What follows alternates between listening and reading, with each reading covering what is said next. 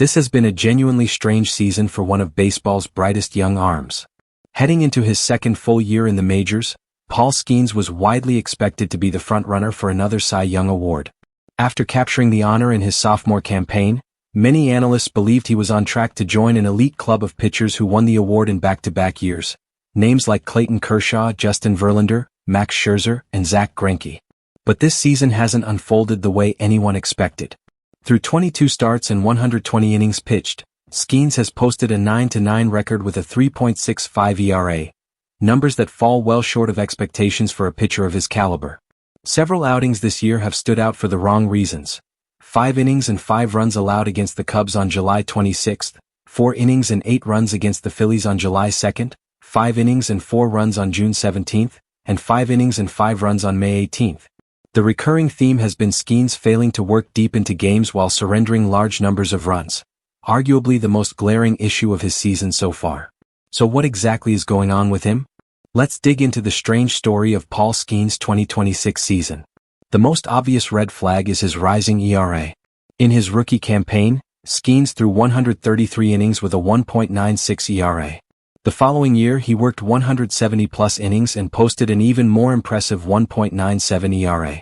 This season, across 22 starts and 120 innings, his ERA sits at 3.65, nearly double his mark from either of his first 2 years. It's not just the ERA.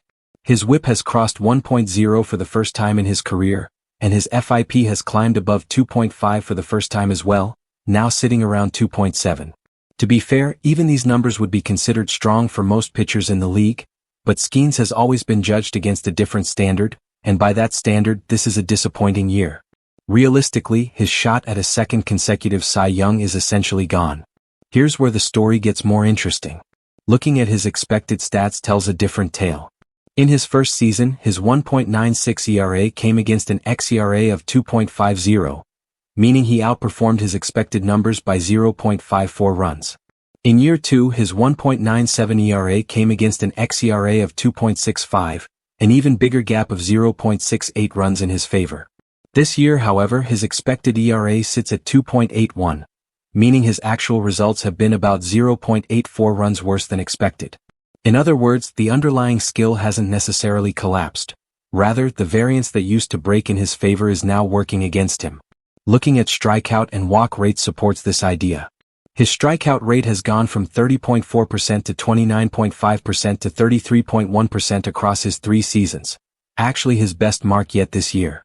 His walk rate has ticked up slightly from 5.7% to 5.7% to 6.2%, but that's not a dramatic jump either.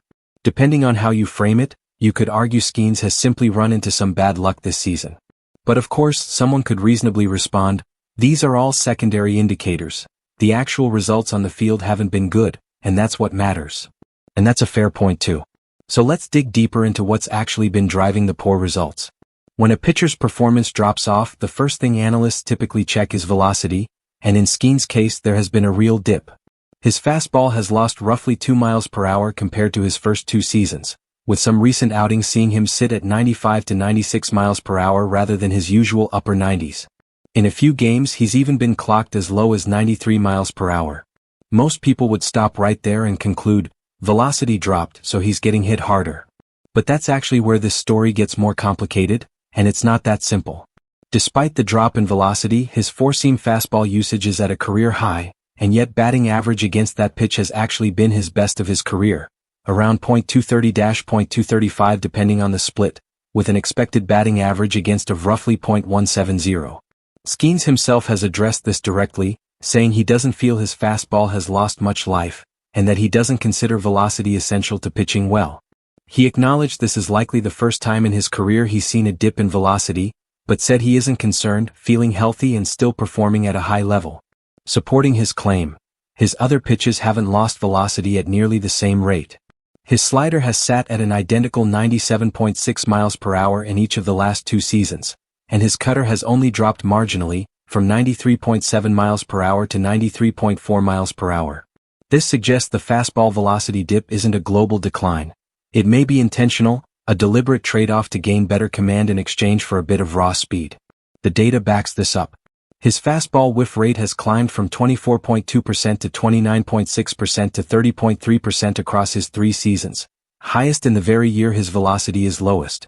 His fastball location has also become noticeably more consistent compared to the previous 2 years. All of this points to Skeens intentionally sacrificing some velocity in order to hit his spots more precisely. Part of this shift appears tied to changes in his secondary pitches, specifically, a decrease in splitter usage and an increase in changeup usage.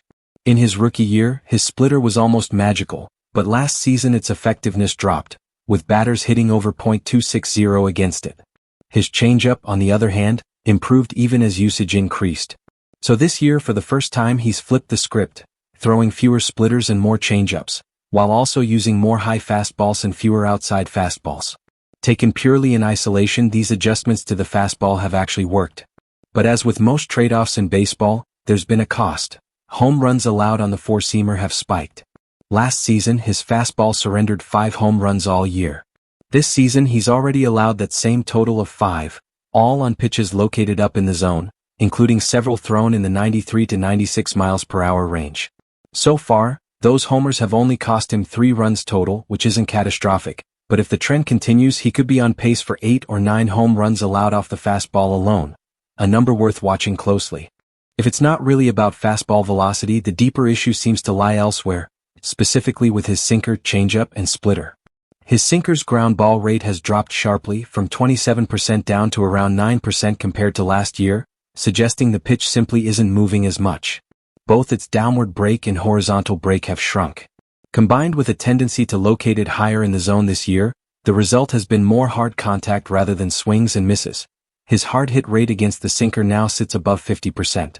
The changeup tells a similar story. Skeens leaned into it as a key secondary weapon this year, but its whiff rate has dropped from 43.9% to 37.7%, while the rate of hard contact against it has climbed from around 11.6% to 17.4%, and its barrel rate has jumped from 2.3% to 6.5%. The pitch's movement has also diminished. Vertical drop down from 29.6 inches to 28.3 inches, and horizontal movement down about 4 inches, from 16.6 to 15.4.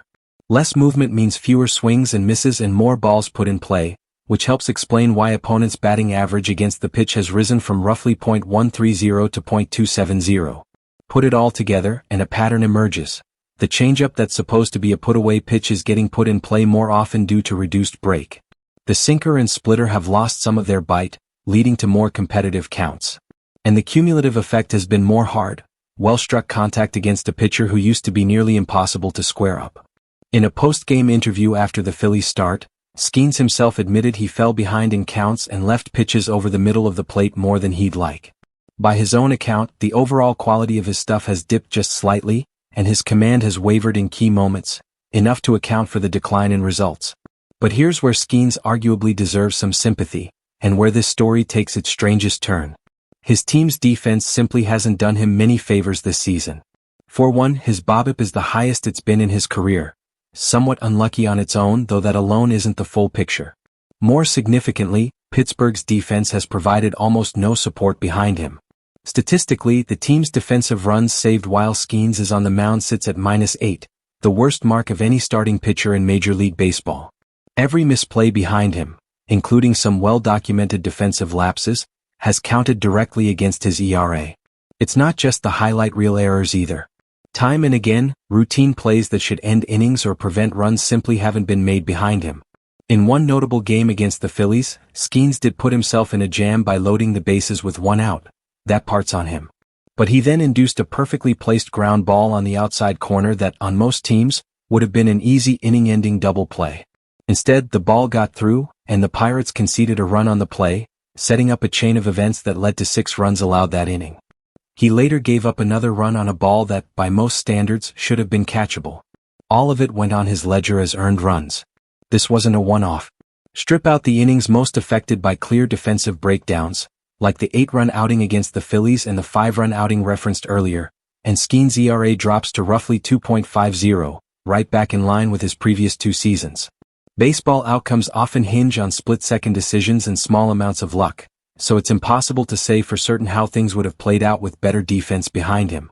But it's reasonable to think that if Pittsburgh's infield defense, particularly at third and first base, had been sharper, Skeens' final numbers would look considerably better than they do now. It's hard to know exactly what's going on inside Skeens' head as he navigates these changes to his approach. What's clear is that his velocity has dropped, and while that hasn't necessarily hurt his fastball's raw effectiveness, it may have reduced the intimidation factor batters used to feel standing in against him. At the same time, his best secondary pitches have lost a bit of their signature movement, meaning hitters are simply making more contact than they used to. Less velocity. Reduced movement on his off-speed pitches. The end result is that hitters are clearly finding Skeens easier to handle than in years past. He remains without question a very good pitcher, but for fans who expect him to be mentioned among the game's true elite, this season's results won't be satisfying. And it's a safe bet Skeens feels the same way about his own performance. The real question is how he adjusts from here. Whether or not Pittsburgh can salvage a strong finish may come down in large part to how Skeens performs over his remaining starts this season. It'll be worth tracking closely to see how he responds, and if there's more to the story, we'll be back with a follow-up down the road. That's it for today's breakdown. Thanks for watching.